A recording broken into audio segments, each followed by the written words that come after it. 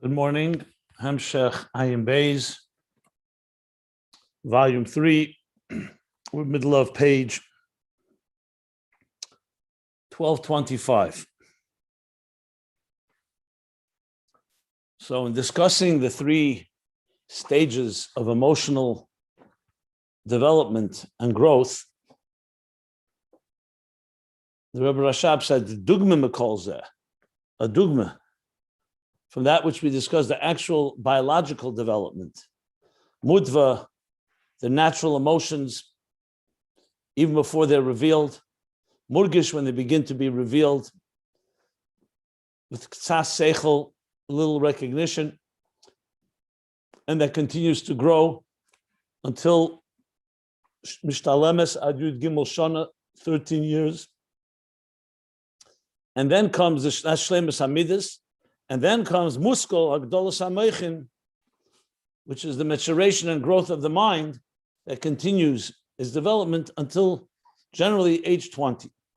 So adugma mekol zeh we will understand in the neshama elikis, in the divine soul, that it has in it these three levels: the growth and development of the meichin and midas of the divine soul in these three stages. Ibur Yanika Meichin. So he began first with establishing that just as it is in the nature of a human being, the nature of the natural soul or the biological soul, that you have certain things are ingrained, wired in, the same thing that Neshama Lekis, which is rooted in Erzarul Tzadik. So it has every mamish, that within every individual in the divine soul, they have like kamiteva mamish, as if it's natural, literally natural to him, liyore lefachid, to be concerned, to be afraid, and to be frightened of things that are destructive, and to be attracted and drawn to things that are good and sustaining. That's ava v'yira elikis. This is the love and awe, the divine love and awe.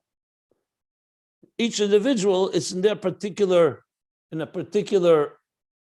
combination.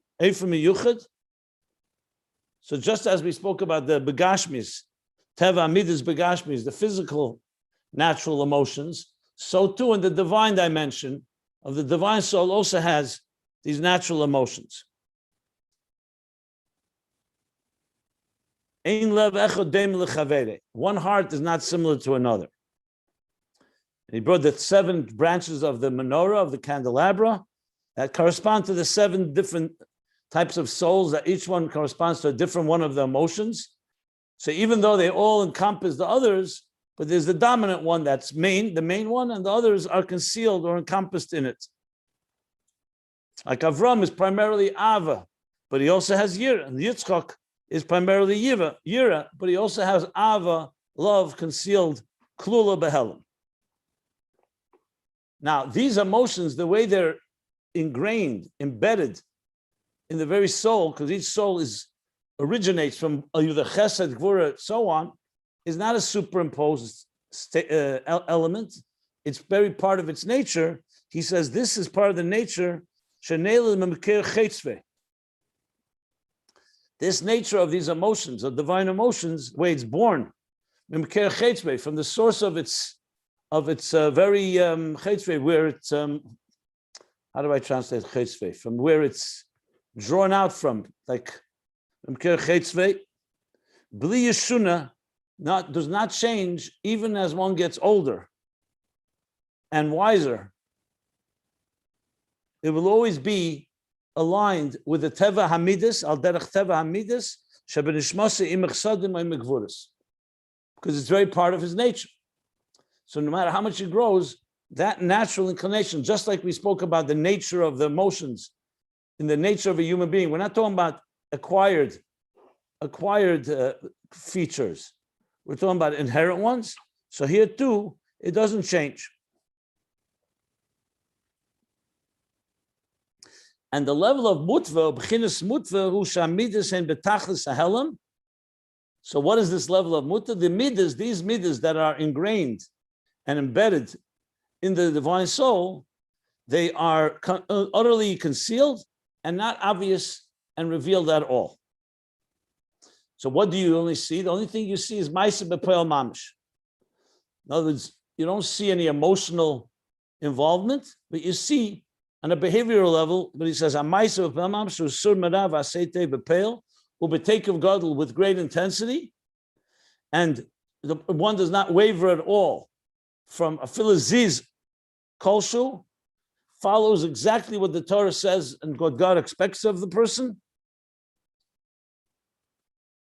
So that's this level of Mutveh. We said we have to learn more about exactly what he's talking about, because he's clearly not talking about a newborn child. A newborn child doesn't have Ma'aseh B'Poel in Surmaran Aseh Tev.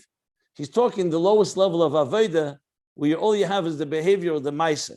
Ubavada, he says, Yesh B'Zeh Ma'amidas. It certainly has emotions within it.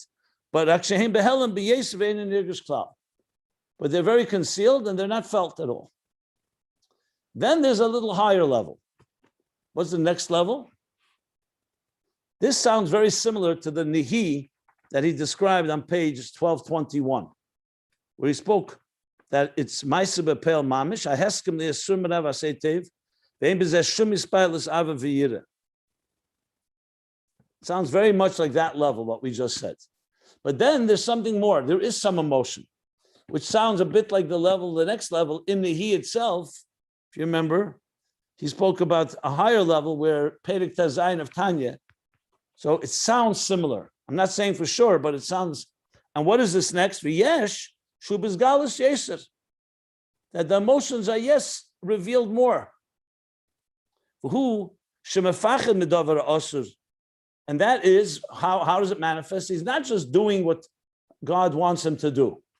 He also has a feeling. He's concerned and afraid, frightened from doing something that's prohibited and defies godliness. And he'll do all kinds of different taking care. See, like he said, he'll take all kinds of precautions to make sure that he doesn't come to do something, God forbid, that's forbidden. And on the positive side, performance of mitzvahs is not just doing it, it's precious to him. Yoker etzlei, me'ed. It's very precious to him. So there's an emotional attraction to it. So there's emotional repulsion of doing something negative. It's not just behavioral. There's actually a feeling involved. And there's an attraction to the preciousness and the value and quality of mitzvahs. The Yidif Achazev Gam Tashmishi Mitzvah Tashmishi Dushi Yoker Etzlei. Not just the mitzvahs, but also the machshire mitzvah, or it's not machshire, no. Machshire mitzvah is how you prepare to do a mitzvah, but also the things that are around the mitzvah. The tashmishi mitzvah, tashmishi kedusha, are also very precious to him. So you see here, it's not just action alone, behavior alone, and it's not just the minimum. There is a feeling involved. Nevertheless, however, this is not through an aveda. There was no work done in working on these emotions. They're part of his nature. Just like we said, when a person who's a kind person does kind things, because that's his nature, it's behavioral. Yes, there's an emotion there, but you can't call it an emotion where he feels a whole passion and he developed this emotion. It's the natural emotion.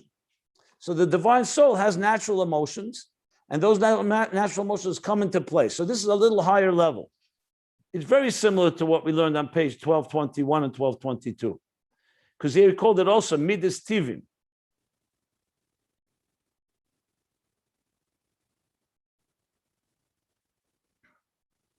I'm just looking there. I want to just see Yeshna B'Teva. Yeah.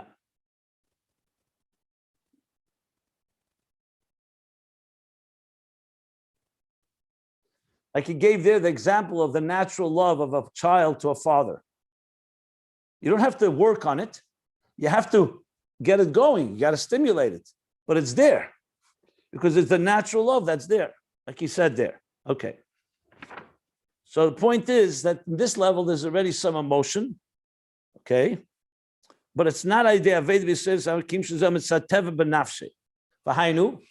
learned this, but I'm just going over it.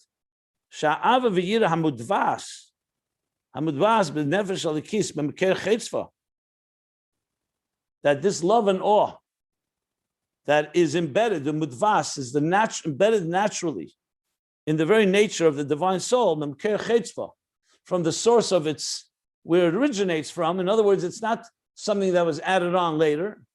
It's like generally speaking, is like if you take a piece of, let's say, you break off a piece of rock from a mountain, or a piece of diamond from a larger stone.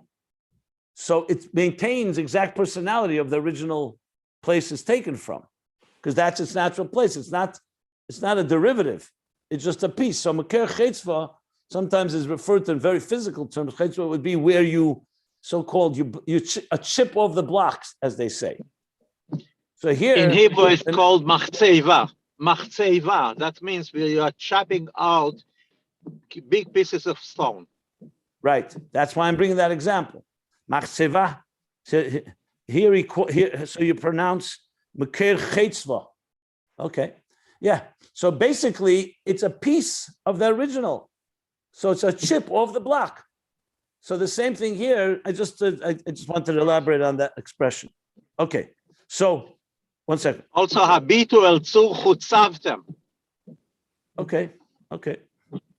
Good. So this Ava v'yira hamudvaz b'nefesh b'meker chetzva, which means from where it originates, from its original so-called state, is etzlei b'izgalus. It's now revealed, but it's not developed. It's revealing that which was there already. It's like saying, like we said, like I mentioned, like you said earlier about a child who's born with certain natural characteristics. You may not see it in the beginning, but then you see it. So you're revealing that which was there already.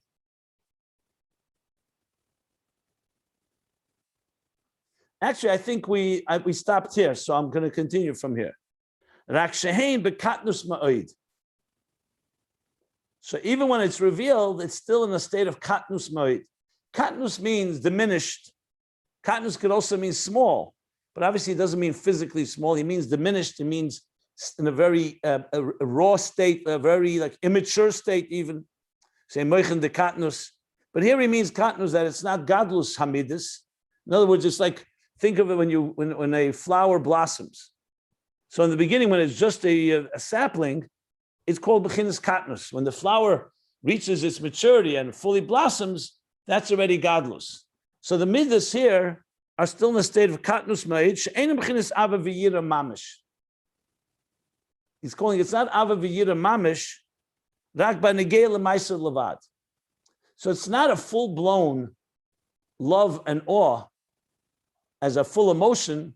It's only the emotions that go along, which negate to the maisa levat. So you're not just doing purely maisa kof, like a monkey just going through motions. It's not purely mechanical. There is a feeling involved, but the feeling is only the minimum around the action that we're doing. The main focus is behavior. So think of a child. A child, if you say a young child that already recognizing something is good or something is not good, what are their emotions like? Their emotions are very behavioral oriented. You can't call it a full-blown emotion of a mature adult, because the emotions are there. Yes, there's a feeling, but it's still in a very childish type of level. It's still young and undeveloped. So that's what he says here. So basically he's spelled out two levels here. Mutveh, where there's no emotions at all obvious. It's just pure behavioral. And the second, there is some emotions, but the emotions are the natural wiring of the divine soul. So it's revealed, but it's still in a state of a diminished state, and not mamish ava v'yira. Only that which is that's relevant and that impacts the action. So the action has some feelings, like he said, the fear of doing something destructive. So, for example, when you tell a child, don't put your hand near fire. So a child can recognize that fire is dangerous. So there's some emotion there. But you can't call it a full-blown emotion. The child is really listening and it doesn't fully understand, just like when you tell a child, don't cross the street. Why do you have to tell the child? Because the child doesn't know the danger. Now it knows, and it'll be careful. So it's really all about teaching the child, be careful, but at the end of the day, it's a behavioral expectation. It's a behavioral manifestation. It's not, you can't expect a child to fully have a full relationship, what's called Ava V'yira, with God or with anyone, because you're talking about very early stage of development. So you could teach the basic minimum of an emotional reaction. I mean, to understand it in context of loving God, it's very clear. A beginner who just begins, a child that just begins, you teach them Torah, Tzivilana Moshe, Moeda'ani, all the brachas and all the tefillas. So you start teaching them, this is what Hashem wants, and they have some feeling. But you can't compare it to a person who's a developed adult, who works and learns Chassidus in depth to awaken and develop a full-blown emotion to Hashem. So we're not dismissing, for a child, that's enough. But you can't compare it to a full-blown emotional relationship. That's why children can't really have an emotional relationship with another human being, as in the context of a romantic relationship or a loving, yes, if a child loves his parents, but it's like in a child's level. It's not an adult type of love. Just elaborating a bit what he's talking about here. But remember, here he's focusing on the Nefesh Elikis component, on the divine Avodah aspect of it. So basically, either behavioral Maisa alone, like he said, only Maisa, and the Midas are completely concealed, or they're somewhat revealed in this diminished level. That's what he said here, which is very consistent with what we've learned till now in on page, I said 1121, 1122. There, he spoke about also behavioral, and the Tanya Perek Tazayin says, Yeyosa, there is the element that you do, your mind and your heart recognize and appreciate the value, yet it's not yet a full emotion. It's more of an appreciation, but it's not internalized completely, as we learned on page 1222. So it sounds similar to this level. I don't want to say again definitively, just for comparative purposes. Okay.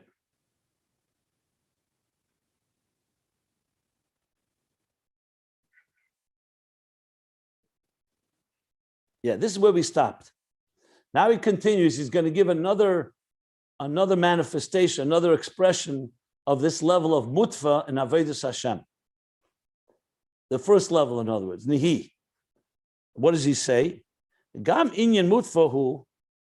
Another thing about Mutveh is also Temimus B'Lev. Okay, let's translate. Temimus B'Lev can be translated as sincerity, integrity, seamlessness. When it says, for example, that Yaakov, Ish Tom, Yoshev Aholim. So Tom is also complete, but it really means innocent, pure. Sincerity is really probably the best translation here. Even though the other translations are also accurate, we say Tomim, Temchet Mimim, Atomim. So Tomim means complete, but Tomim also here means, from the word Temimus B'Lev, means the innocence in the heart, the just acceptance. It's not complex. When Herbert Wiener, the author of 9.5 Mystics, was by the Rabbi in Yechidus, and he writes about it in the book. Very interesting. He says to the Rebbe, when you look at the Bochrim, the 770, he says there's a certain naivete in their eyes. That's what he used, the word naivete. They're naive. So the Rebbe responded to him, he says, they're not naive. They have no dichotomy. They don't have like two voices or two forces at work. So there's no struggle in that sense. We're not talking about the struggle of the animal soul and divine soul. As far as their tmimus, they just accept what the Torah says. So it's not naive. The Rebbe says, Ehrenkeit. In Loach HaYom Yom, I think. He's going to say here, Ehrenkeit in a minute. He's going to say that. But we'll define Ehrenkeit in a minute. But before I just wanted to speak about Tomim, the sincerity, because Ehrenkeit means to be serious, a seriousness. But I think it's more than just seriousness. It means a deep commitment or deep sincerity. He's going to say it in a few lines right here.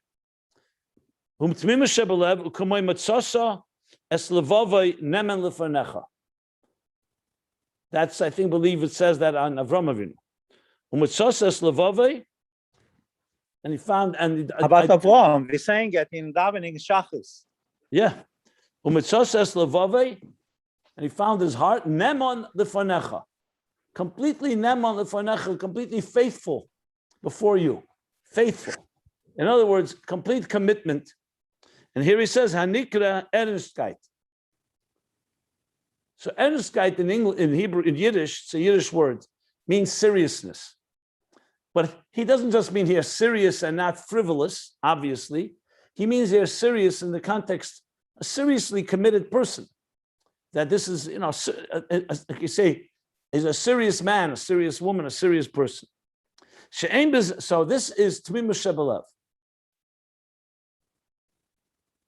When you see, for example, someone does something without even thinking, it's a munah pshuta. It's not even a question. It's not like a struggle. Yes, no, it's just, this is what it is. It's a type of complete commitment, complete sincerity, integrity, ernstkeit.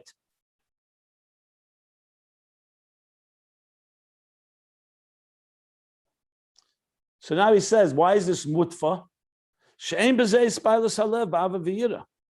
This is not due to a stimulation or arousal of emotions of love and awe. He's just sincere or serious or committed in his heart. He only has his heart, there's only one heart directed toward God. There's no two options.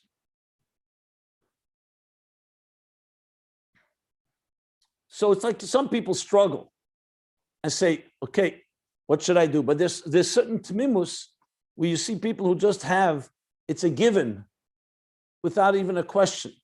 That doesn't mean they don't have temptations and challenges. It's not what he's addressing here. But there's a Temimus B'Lev, and he says it clear, she'ein lo rak leiv echad lelikus levad. V'hu b'derech mamela. And this comes naturally, automatically. She'ein b'zeh shum avedi v'yagiyah. Either you have it or you don't have it. There's no effort. There's no aveda. There's no work and no yagiyah, effort, exertion. Ki'im shu kach b'derech mamela. This is how he is, naturally. Doesn't say naturally, but derech mamela, automatically. U'kumay amunah pshuta. Like basic amunah, simple amunah pshuta, without any pitch of kes, without any, qualifications, exceptions, conditions, no strings attached. Pure amunah. Now it's interesting, he doesn't call Tamim amunah pshuta, he says kamoy amunah pshuta. So it has some a compatibility or comparability. Okay. So this is another form of how Mutveh manifests. What he said before was Mutveh in the context of behavioral. You do what you need to do, and you don't waver from it. You may also have some emotions, as we said, but it's all on the level of the basic for behavioral purposes. Now he's adding a different thing, that Mutveh is also the issue of Temimus, Tomim. Okay. Now, obviously, this is just the first level Mutveh. What's the downside? So he says, Rakshamuna. Oh, I'm sorry. No. He's now going to explain why Amunah and Temimus are not the same thing. I correct myself. He's going to say Raksha Amunah ubchinas makif.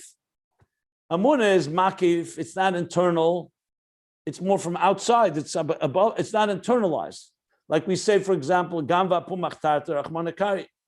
A person can have faith in God and pray to God that he should succeed in stealing, because the Amunah is makif. Whereas Temimus, the Temimus B'Lev ubchinas pnimi. Temimus B'Lev, the sincerity, the commitment, the seriousness of the person's total commitment to God is a pnimi. Like he's going to now explain. Ukamoi frumkeit tivis. Natural frumkeit. People who are just naturally religious. They're naturally frum. Shehi lemaisa b'peil. Ukamoi frumkeit tivis shehi lemaisa b'peil. which I think he means, which is focused on action and action. So that just like frumkeit tivius, that a person is just naturally frum in action, and whatever they do, Cain, Temimus B'Lev, he b'midas. Frumkeit tivius is connected to actions. Temimus B'Lev is b'midas. Hainu b'hatiyas nafshe, in how his soul is inclined, his soul is directed. Sha'atiyas le'erak le'lekus u'letev, his inclination, his direction is guided, like he said, only to godliness and to goodness, meaning nothing destructive. And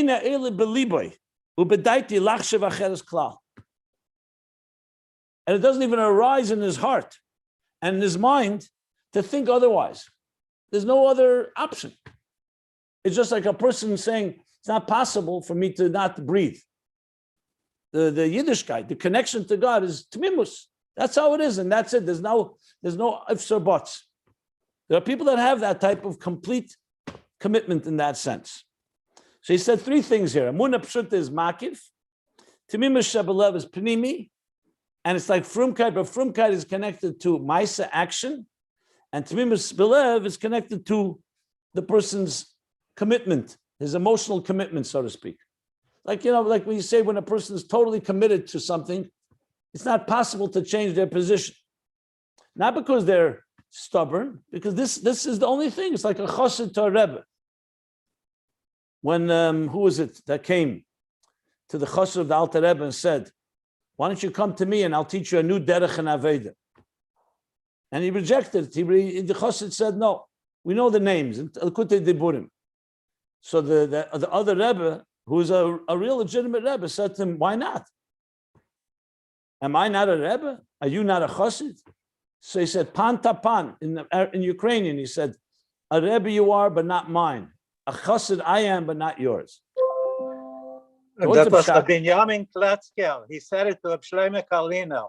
Okay. The master is the master, but not mine. Right. That's right.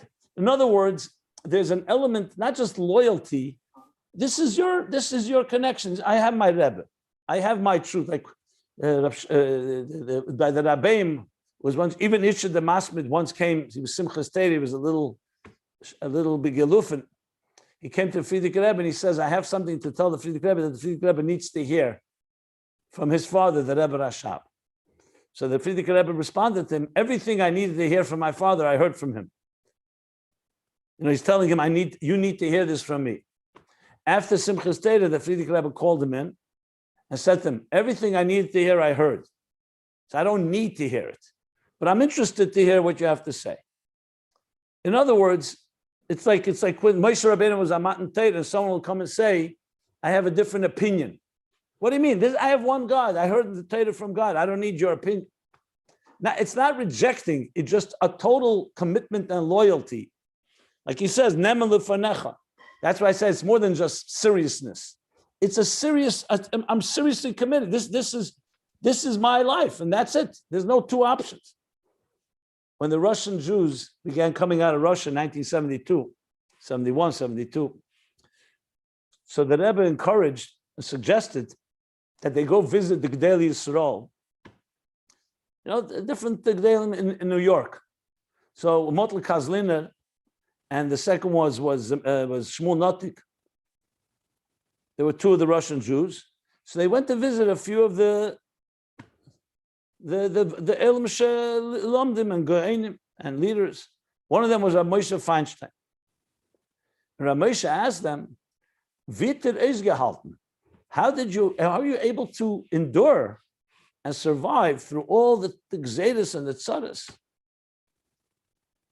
It wasn't like the Rebbe would say, it wasn't a one-time thing. 70 years in a row, the Jews, the Russians were oppressing the Jews. It was extremely difficult. How did you endure and come out basically intact from Eden like this?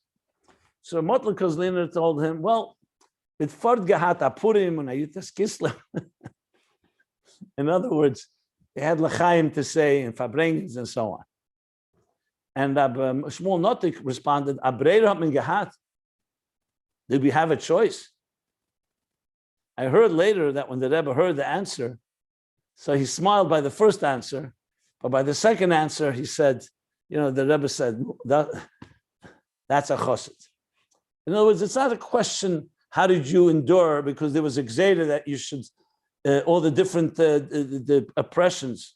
There's no breda, there's no choice. This is what we are, and that's it. You're a Jew, you're a chassid, there's no other option. I'm just explaining a bit what he's saying here. So there's a frumkeit tivius in action, and then there's the Temimus B'Lev. Where's your loyalty? Your loyalty is completely. It's not even a consideration. You can't buy them off. It's not a matter of how much money or how much incentives and so on. It's just not shaykh. To think otherwise. It's a total axiomatic truth that remains with you the whole life. So he says, this is Temimus B'Lev. So on one hand, it's unbelievable level. But nevertheless, it's Mutveh. This is how you are. It doesn't take Aveda. The kol ze eine b'murgish, but as a matter of fact, if you don't have it, will Aveda even create? Can Aveda create such a Temimus? Good question. You probably have an Aveda that'll help lead you to come to such a commitment. But at the end of the day, there needs to be some natural something in you that really says, this is it. It's not like an option. There's no other option. But nevertheless, it's mutva, not murgish. It's not felt in his nefesh, meaning an emotional experience, klal, at all. This temimus, like before we talked about the behavioral, is not about his piles, but it's not because he got excited and therefore I'm committed. Committed by nature. That's who he is, like a soldier in an army. Even when he's asleep and he's not feeling it, he's a soldier. He's always on call. It's not a matter of, when I get excited, I'm committed. And when I'm not excited, I'm out of here. It's a total commitment. It's not due to a stimulation or an arousal or a igniting in his nefesh, something due to an inyan eliki, something, let's say, he sees or hears or learns about godliness and he gets excited. No, that's not what we're talking about here. The ein bezeh, so that's one thing it's not. Ein bezeh, next page, ezeh, hachzokes tevel lenafshe. He's not gaining anything from it. There's no ulterior motive. Hainu she'esa dover tev. It's not like he's not gaining anything from it. What it means, he's not taking any credit for himself, that he's a good person. That's what you think Sheisa Davatev means? This is No, I know, but I'm saying in the parentheses on top of page 12, next page, 1226. He doesn't feel that he's doing something good. It's natural. He doesn't feel that he's a big guy. Okay, one second. Let me just read it again. Okay, it's not right. He's not taking credit, and he's not. It's not due to him gaining something from it. He doesn't feel that he is something a special person. You see these kind of people. Sometimes you are so. Yeah. I understand. He feels proud. He doesn't feel proud that he did something good. It's just natural. Okay, fine, that's good. He doesn't take credit and that's not due to him gaining something from it. And it's not like he feels he's doing something good, just natural. Because it's just in the form of just natural. It's his natural being. Like someone will say, look, you did something great. You say, what do you mean? That's it's natural. It's nothing. And he doesn't know of any other option. So if you know another option, so then you choose it. Here, there's no other option. This is his life, and that's it. Like you said, okay, look. No, you said it. Okay, listen. I appreciate. Let me now just continue teaching. And the matters of the world don't in any way weaken. So even though in the world there are all kinds of challenges and all kinds of incentives and temptations and so on, they don't cause any giroyin. They don't in any way diminish this commitment, because this is who he is. This is what nature is. It would be like someone coming to someone who's by nature a Baal Chesed, a kind person. That's his nature. It's not something, yes, you can't change. It's like you can't change the color of your eyes. You can't change the size of your height, color of your hair, personality features that are ingrained. To weaken or to diminish this thing, this temimus, this commitment.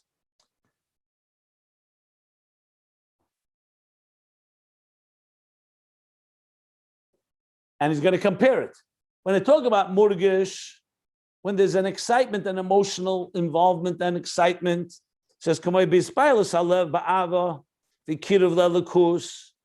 a person gets excited and he's drawn in loving and getting close to godliness, his involvement in work, in the matters of the world, they absolutely weaken his love. Here he's all excited about godliness. Then he suddenly goes to work, and let's say money or some other distraction. That indeed, that's why you have Mayim Rabim.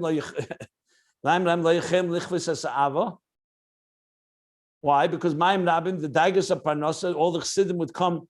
The Chassidim would complain to the Alter Rebbe, all the Rabbeim, that I'm trying to connect to Hashem, but there's the matters of the world, the Daigas of Parnasa, health, other issues. They absolutely weaken. He says, and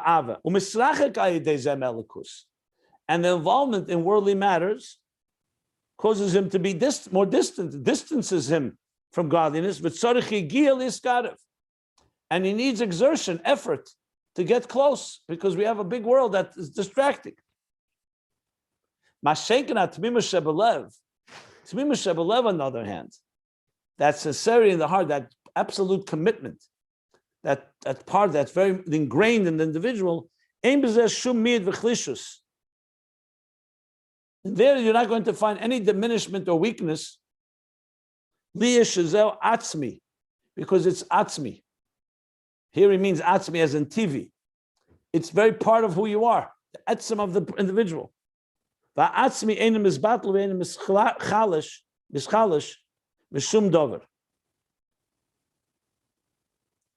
And the atzmi, a core entity, a core essence, if it's who you are, that does not become misbatl, nullified, and doesn't get weakened from anything. This is when we say that a Yid, that every Jew, nishta vil, nishta ken sein abgerissen von elikus, can't be torn away from godliness. The example being that we're not like letters. Famous story, Chicago, the Sefer Torah, Friedrich Rebbe. We're not like letters that are written on parchment. So there, once you write it on the parchment, yes, it becomes part of the parchment, but it's still two entities. And you could ultimately erase it, and it could get rubbed off. Whereas Eisis Achkike, the Friedrich Rebbe said, letters that are engraved in stone, they're part of the stone. There's no way they can be separated, because the stone itself, the letters are out of the stone. They're from within the stone. So we talk about a Jew's connection to Elokus on this level is one that is part of who he is. You can't weaken that. It could be concealed, but it can't be weakened. Whereas something that's like imposed or added on, just like you add it, you can take it off. So we definitely want to have murgish and muskal, which we'll get to. But Mutveh, the mila of it is that it is ingrained and an atzmi and cannot be weakened in any way, because it's part of who the individual is. Now, obviously, what I just said, you could say that if that's the case, does every Jew have that Temimus B'Lev? Well, we say every Yid is ma'aminim b'nei ma'aminim, has amunah. Here, he's definitely speaking about an individual that has what he says, frumkai tivis, and the same thing with Temimus B'Lev. Friedrich Rebbe in a Maimer in Tovshin Dalet does say that he says, Ayin is a Kabbalah Selnik, that a Jew is by nature a Kabbalah Selnik. So he clearly, on a certain level, every Jew has this level, but obviously there are people where it's much more part and ingrained within them. Give me 1 second. I'll be back.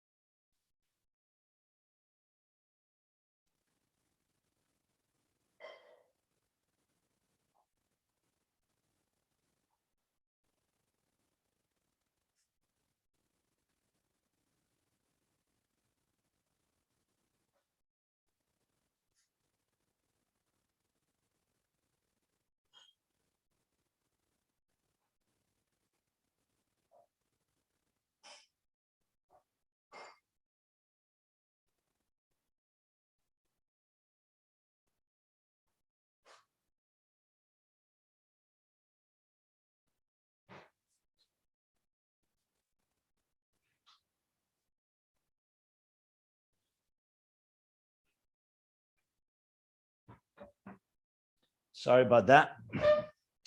Come to think of it, he actually is not using the expression here, Ava Misuteres. In Tanya, chapter 18 and 19, he talks about how there's an Ava Misuteres at the core of every neshama, nefesh elikis, because that's Misuteres. He doesn't want to speak of that is concealed. He's saying that Temimus is revealed. However, it's not an emotional experience. It's just who you are. So it could be he's talking here in a revealed state. We're not talking about the etzem of every soul. We're talking about someone who is by nature, you see, is tmimusdik, has this commitment and this seriousness and this sincerity and so on. Just like he spoke before, behavioral in Mutveh, that sur mara say tev, in action, everything is perfect. And it may also have a little emotion. So that's what I think is the distinction. He's not talking about etzem and neshama of every id here. He's not using those words. He's clearly using expression, tomim, or munapshuta, or frumkeit. Okay. Mashenkin atmim em bez shumir v'chlishus, va'atzmi enim izbatel v'en mischalish b'shum davar. V'gam ksheisaskus binyone elam, Hudak l'tzedek kiyumi levad, v'gam sheisaskus binyone elam hudak l'tzedek kiyumi levad.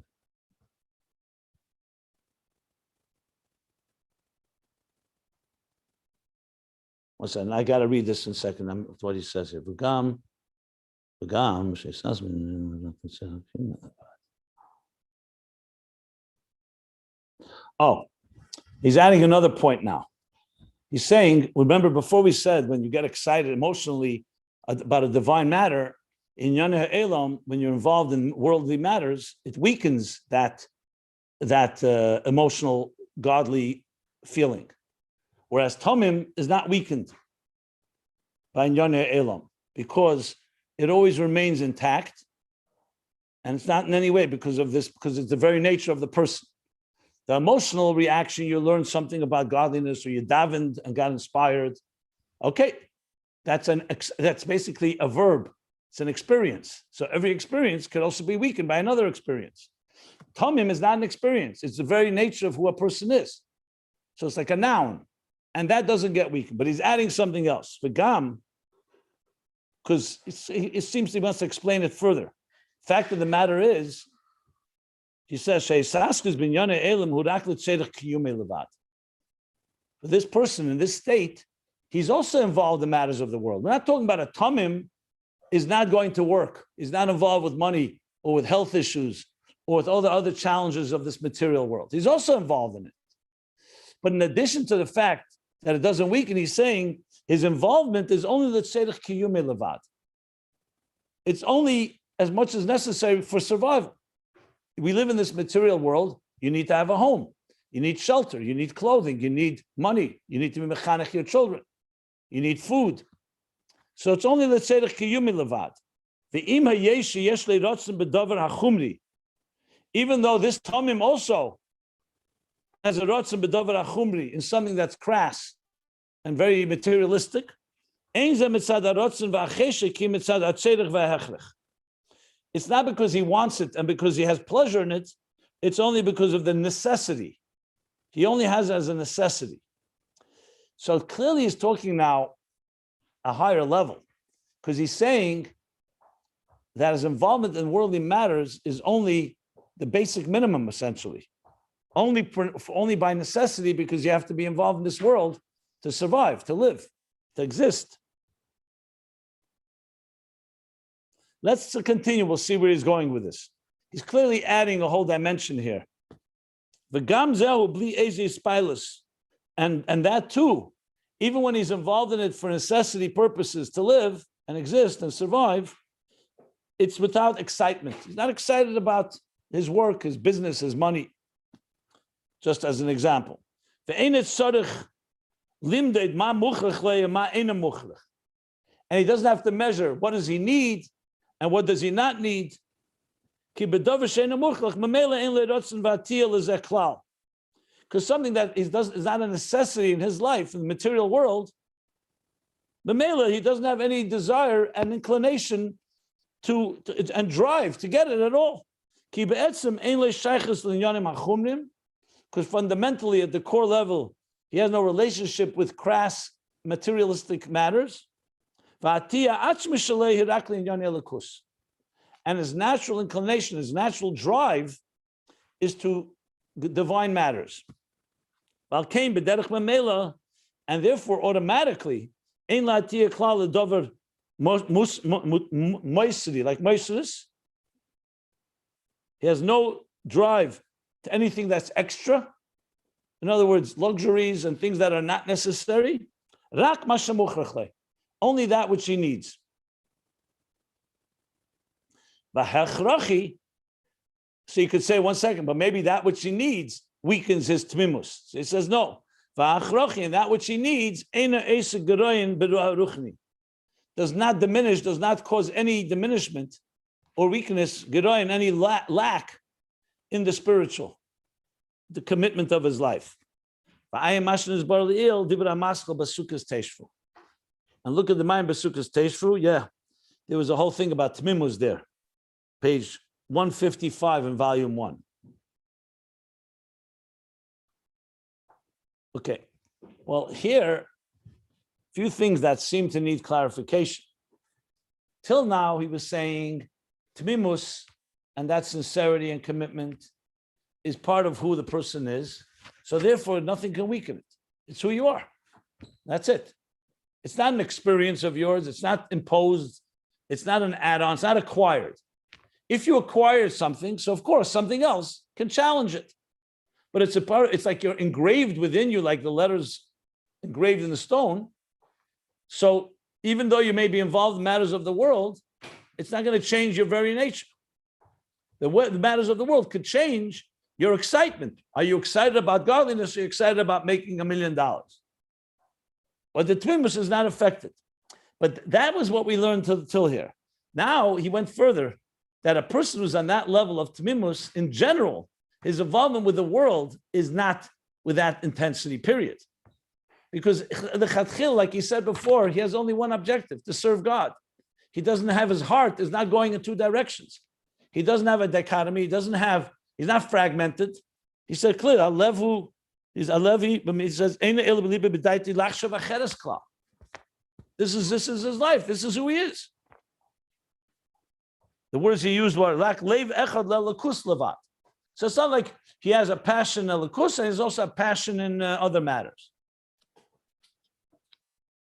So I'm wondering whether he's saying this is a higher level in Temimus, or is this actually what a Tamim really is? A true Tamim. What he said before, Tamim B'Liboy, Temimus B'Lev, is a person who is so much one. In other words, it's like I said before, a soldier in this army, there's no other army that's going to attract him. He's not interested in it. This is his this is his mission in his life. This is his chassid of this Rebbe, and that's it. So yes, when it comes to Giluyim waver, can go on and off, reveal, less reveal, like we said, the world.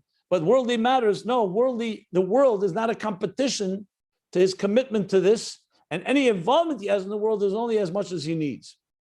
I think that's what he's trying to say, that is the real meaning of a tamim. Yeah, the more I think about it, that's what it is. That's what a tamim is. That he knows exactly why he's here on this earth, and the involvement in material life is only as much as necessary, and even that's without any excitement, because that's not his driving purpose. He's here to serve, and as such, or he's here, so that's the Temimus B'Lev, and therefore it doesn't get weakened by the world, because also the involvement with the world is not that intense. So it goes both ways. Because it's who he is, therefore his involvement with the world will not weaken his temimus, his commitment and sincerity. And the other way around, because of his temimus, he's not going to allow himself and doesn't even see, he's not going to do anything that's more than necessary in the material world. Yeah.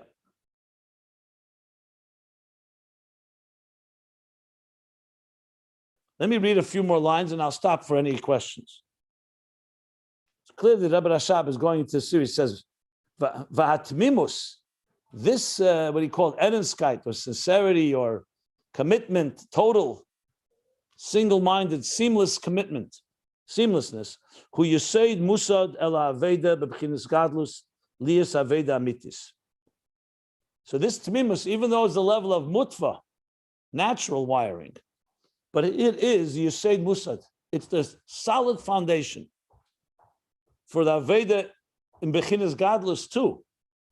The Aveda, when it will become a full-blown Aveda, Lias Aveda Amitis, true Aveda. Because remember, we said Temimus is not through Aveda, but it's the foundation for all Aveda.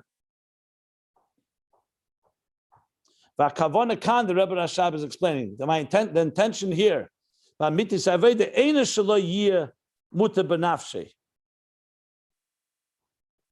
It means not that he will not be self-delusional. You know, one second. Let me stop here, because I see this is going to somewhat of a same subject, but a different. Let me stop before the Temimus Yiseid Musad. I thought it was a flow from there. It's a new section. Let's stop and let's discuss, if anybody wants to clarify what we've learned so far about Temimus in another way of understanding Mutveh, the level of the natural wiring and inclination, and natural wiring of the midas of the nefesh halakis.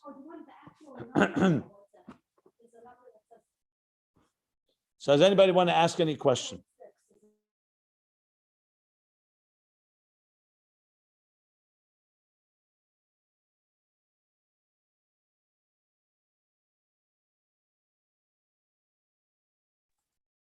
Anybody wants to ask anything? All clear? Okay.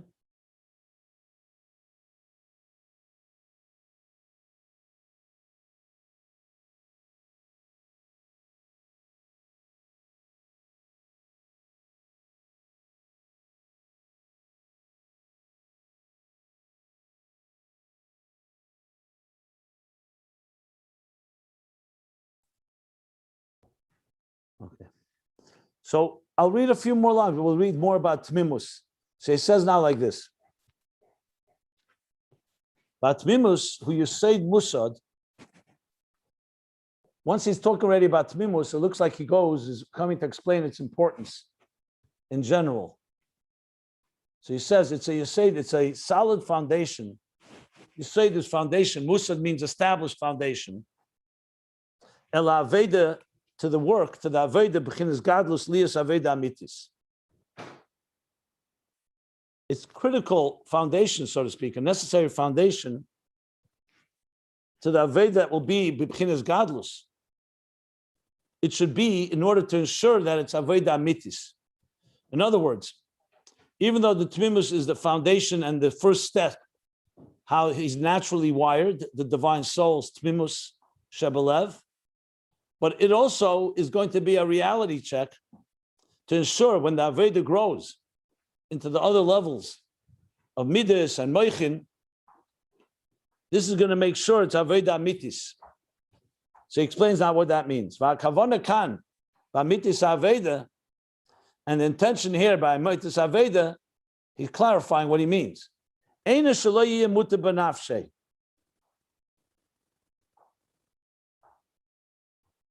It's not that he should not be delusional, convincing himself he's on a level that he doesn't belong. So you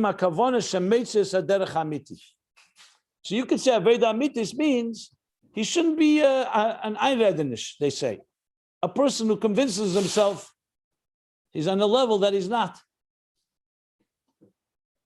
He says, no. Here the Kavanah is that he's found the true path. And Temimus is necessary to help you get there.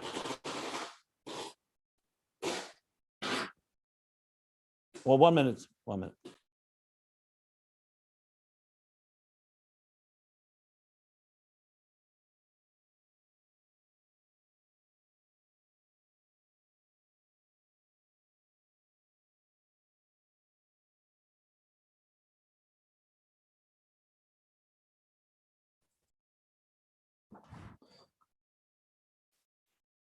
I still need to understand what this means, that to be not self-delusional and to find the true path. So in other words, it's not just not to make a mistake, it's that you found actually truth. In other words, truth is not just the absence of delusion. That's what it seems like he's saying. But let's read inside and see where he's going. Ki yesh kama b'nei adam. There are a number of individuals shebe'emes l'tzeinim lavedus Hashem, that in truth they desire to serve God. The einim yedim eich lavid. They don't know how. Ubamel lavid, and with what they should serve. How to serve and with what, in what ways they should serve. Ubamel lavid, with what to serve. No, it's through davening, through mitzvahs and so on. And eich is how to serve. So they're committed. They truly want to serve Hashem, but they don't know how and with what. V'gam sheyedim masigim kamen yonim belikus. And even when they know and they comprehend number of matters of divine issues, they know, they are familiar with yonim belikus, things that are godly. Einim yodem eich lishtamish b'zeh ba'aveda shebelev. They don't know how to use it and direct it towards service of the heart.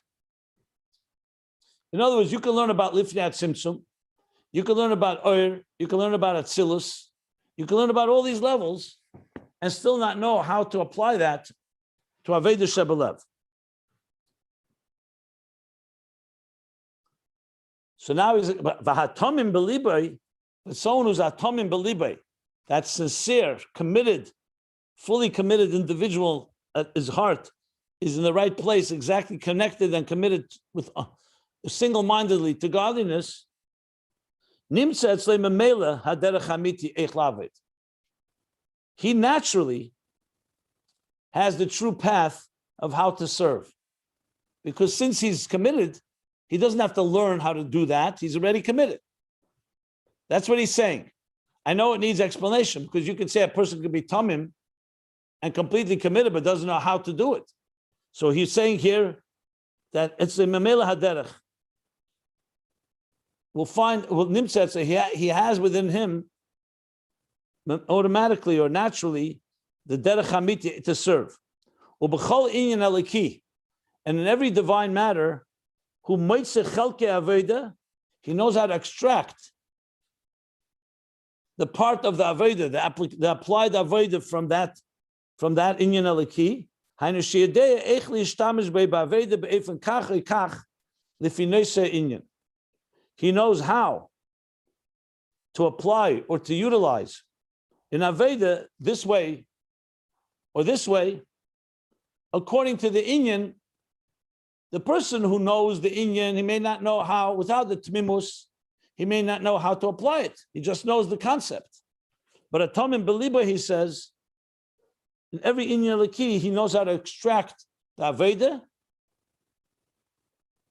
which means he knows how to use it in Aveda in a certain way, corresponding and commensurate to the Inyan that he. So let's say he learns about the Tzimtzum, he can naturally say, here's this application in Aveda in life.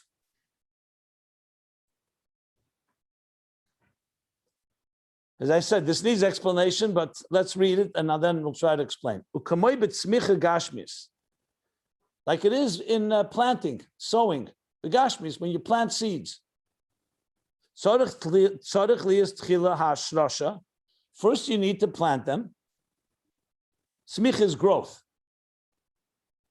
In physical growth, when something is growing, vegetation, physical vegetation. So first you need hashrasha, which means you need to seed the ground.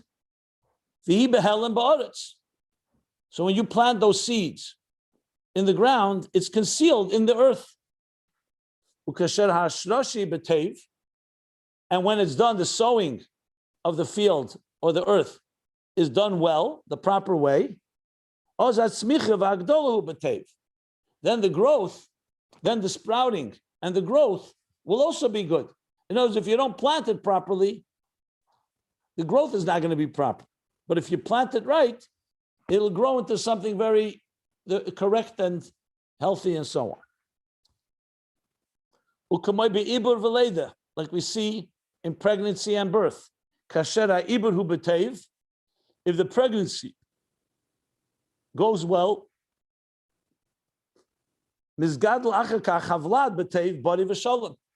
then afterwards the child will be born healthy, healthy and complete. Rahman al-Islam, if a seed is planted in the ground and something compromises it, or the same in pregnancy, it will have the negative effect. He doesn't speak the negative. I'm just spelling it out. So he says, Kamoy Kain, just as it is in Gashmias, the two examples he gave, planting seeds and the growth, physical vegetation growth, and a child and pregnancy and birth. Kamoy Kain uba Adam Eitz Asada. Again, just the same as with the human being, who's compared to the tree in the field. So we can apply that mashal to a human being. The Mutveh, which is the natural rootedness. Remember, we said that's how he's wired. Those are the very seeds of his very being. They're embedded and ingrained in his nature. They're not imposed. They're not coming from elsewhere. Hu hayesod, that is the foundation. That's the foundation of how you root things, how you plant things. Ukesher hamutveh, hu betev ozag dolahi betev. So in that natural state, the mutveh, in the way a person is at the early stages of how they're naturally inclined and naturally rooted, that will cause the growth, the Aveda that comes later, to be good as well. In other words, if a child has Temimus B'Lev intact, even though it's Mutveh, it's not through Aveda and it's not revealed in the full sense of the word, but the foundation is in place, then everything else will follow. If you don't have that hanocha, that upleg, that so-called given, that God is the primary thing in your life, so then obviously, when it comes to other Aveda, it's going to be harder to follow it. That's what he said here. So yes, this needs explanation, but this is the basic principle. So for explanation, I'll wait till Sunday. But if anybody wants to ask anything, here's a good time. This is a very fantastic thing that not, at least to me, it was never known. It's fascinating. I'm the only one? No, this is not so common. You know, this is very Aveda Dika Asius. I have a question. What's that? Let me just comment on what I'm saying. This is very Avedic. You find this in some of the Maimorim of the Frierdiker Rebbe. He talks about Temimus.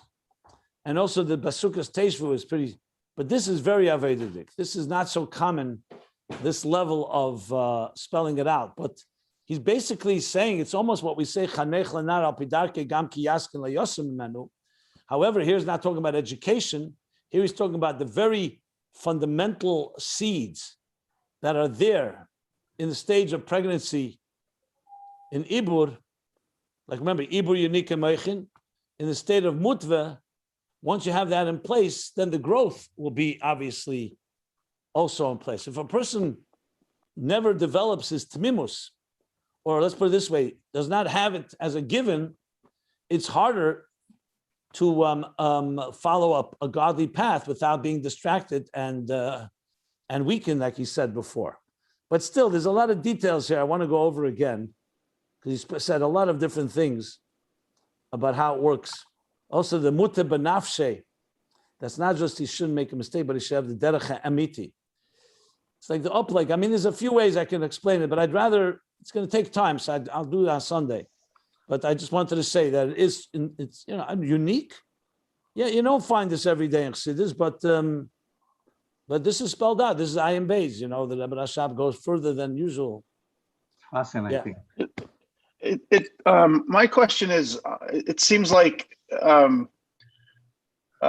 as I had read the text, this is an intrinsic part of the Nefesh Eloki. This is embedded. It's Mutveh.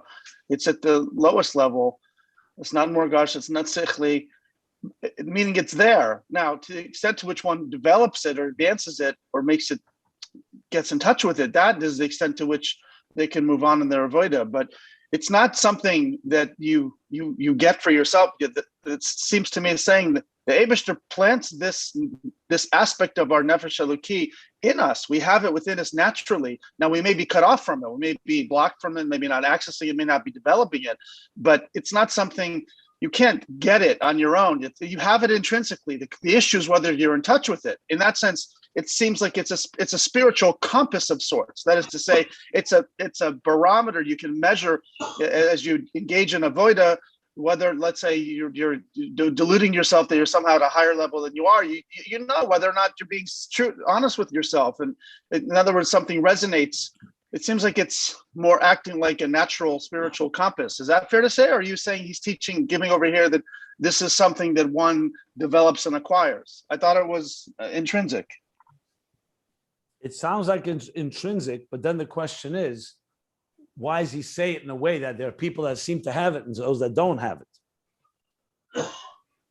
Right, and that's why I'm saying every neshama has it. So that's where when I taught it, when we were reading it, I said that is something that's unclear to me, because on one hand, yes, if he said every person had it, it's great, but he seems to be suggesting that a person but maybe not. Maybe he really does mean that everybody has it. He doesn't. It's not definitive to the point he says that some have it, some don't. By Amunah, he says Amunah Pshuta, Frumkeit Tivis. The fact is, some people have natural frumkeit, natural commitment. On the Temimus, the word he uses, what does he say here? Gam Ayin Mutveh Temimus B'Lev. He just never says explicitly that every person has it. That's why I'm wondering what he means by this. It could be that's what the Rebbe Rashab means. Everyone has it, and that's that. The fact that it can be concealed. I mean, everything can be concealed, but clearly he's saying that this is so part of a person that nothing can diminish it. That doesn't mean obviously that it's completely revealed, but he didn't really spell out about what. He also said that it doesn't come from avodah or yegiyah. There's no effort or avodah. You have it or you don't have it. Says that explicitly also. He says clearly, it's, what was his words? Who b'derech mamela she'en b'zeh shum avodah v'yegiyah. Kim shukach b'derech mamela k'may amunah pshuta. So yes, we're going. It's no question. It's mutveh and it's intrinsic and inherent. That's for sure. What needs explanation is how does it work in our lives, in each one of us. So there's a lot to unpack here, because he also spoke about how this gives, a person will know what derech avodah to take, and it should be a true derech. In other words, it's like someone who's an insider almost. Like, I mean, I don't want to use this expression because it can come across a little as somewhat condescending, but if a person doesn't have ingrained in them a certain connection and loyalty, and they have to acquire it, can they really be fully trusted to make sure that you're always going to stay loyal? You know, you see this even in corporations or in military and so on, where you have the people who will be given real power are those that you know are absolutely loyal, but not just loyal in commitment. They just get it. They're like almost homegrown, so they naturally have the right instincts. Whereas someone else may be more brilliant and actually much more superior to them in skills and so on, but doesn't have that inherent sense of the culture that we're dealing with. So in avodah, it means that someone that has that awareness, or that, what I said, axiomatic given, that God is God and everything else is secondary, even the worldly matters, will have a certain, you call it compass, you can call it a certain measure of always knowing what's the right path, because they instinctively know what it is. I'm just trying to explain that one piece. The truth is, as I said, all of it needs explanation. But bottom line is, yes, he's clearly talking about Mutveh, which is intrinsic. He said clearly it's not coming through avodah. That we know for sure. The question is, how does that translate? Let's say you say, or I say, or somebody says, I don't feel Temimus B'Lev. So what does that mean? That you have it and you have to work on it? When he says work won't help, it's not avodah. It doesn't come from avodah. Or maybe work helps in revealing it. That's something that needs to be unpacked and discussed more in detail. Okay. Thank you. Yes, thank you. I want to read it again. There's a lot here, and